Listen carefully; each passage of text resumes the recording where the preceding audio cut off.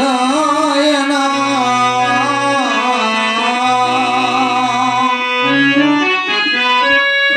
అమ్మా చిన్నని నీవు చెప్పిన కొద్ది మాట నా మనవి దాచుకొని అత్తగారింటిలో మా యొక్క అత్త బాబల మాటలు ఎన్నటి కూడా మాట్లాడాడమ్మా. ఎప్పటికీ అది అడగకూడదు తల్లి. నా తోడి కోడల మాటలు ఎంత మాత్రం కూడా చూసేలేదు తల్లి. వారం మార్చి వారం ఒక్క అమ్మా మా యొక్క అత్తగారు కాళితో చెప్పిన మాటలు నా చిన్న చేసుకుంటూ అవుతుంది.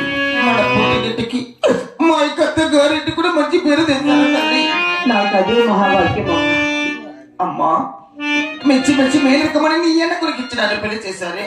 అవుతుంది. పెళ్లి చేసి 3 రోజులు కాలేదు, అప్పుడే నన్ను అత్తగారికి వెళ్ళమని ఆజ్ఞాపిస్తున్నావా తల్లి? అవునమ్మా.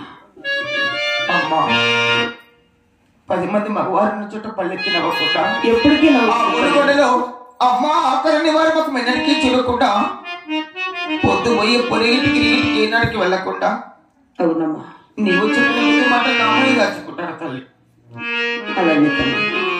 అత్తగారింటికి వెళుతున్నాను.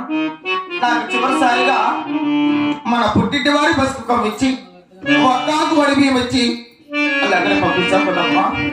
అమ్మా ఈ పావుగొండలో నువ్వు పుట్టినప్పటి నుంచి ప్రతి ఒక్కరు కూడా నిన్ను కన్న బిడ్డలాగా చూసేవారు కదా.